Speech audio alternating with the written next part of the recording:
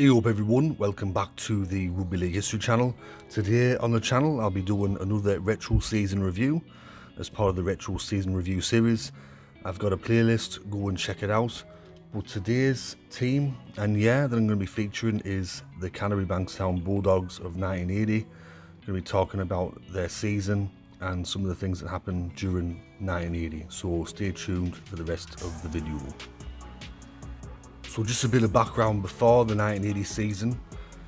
Canterbury-Bankstown were founded in 1935 and they had some early success. They won 2 premierships, 1938 and 1942, and they also made another grand final in 1947. However, after that, the club went through a very lean spell.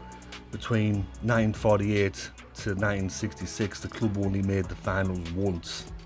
And in some of them years, they were coming 9th, 8th on the table. They weren't even close to the playoffs of the finals. In 1967 they were runners up to South Sydney in the grand final, and during the 1970s the club started to pick things up and they started to make the finals again on a more regular basis. Canterbury would finish as runners up in 1974, losing to Eastern Suburbs in the grand final, and then in 1979 the club would also make the grand final, but they just fell short against St George. So going into that 1980 season, the club was in the midst of a 38-year Premiership drought. Just a brief overview of their season, looking at some stats.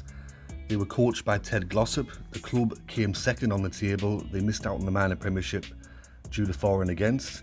The captain was George Proponis. The biggest home crowd they got for the year was 25,148 against St George. The top point scorer was Steve Gearin with 220 points, and he was also the top try scorer with 14. The club got off to a great start in 1980. In round 1 they beat Newtown 38 points to 17 and they won 4 of their first 5 matches. They also battered Penrith in round 3, winning 40 points to 14. However, the club would suffer a downturn in form. Between round 6 to round 13, the club only won 3 matches. Between round 13 to round 17, though, results would improve, with the club winning 5 straight matches, including defeating the likes of Manly and Cronulla.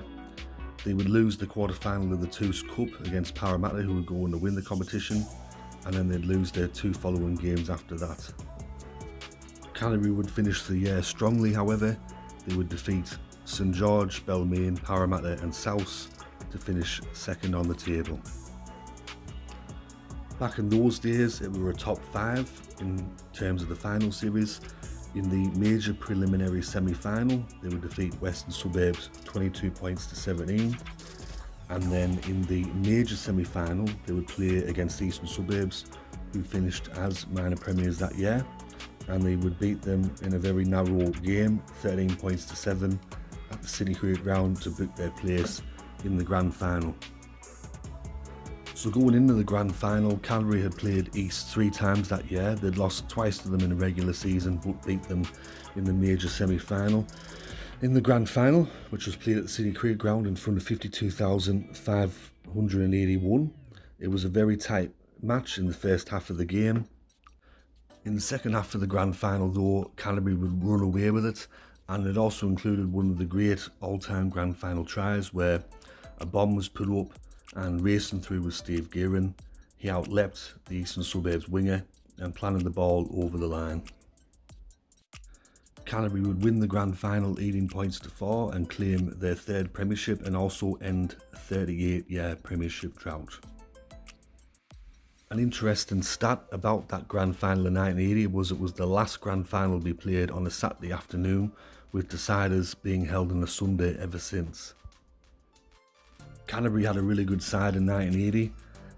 Some of the players in there, you had Steve Fawkes, you had Graham Hughes, George Proponis, you had the Mortimer brothers, Steve Gearin as I mentioned before.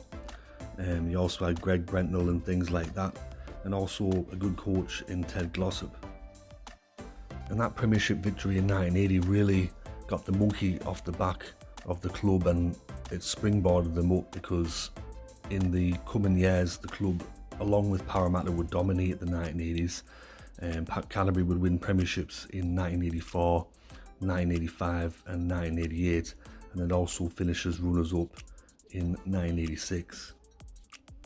So in the context of it all, the 1980 season was very important in the history of Canterbury-Bankstown because it got away that Premiership drought and it just seemed to lift the club, and as I said earlier, they dominated the 1980s along with Parramatta.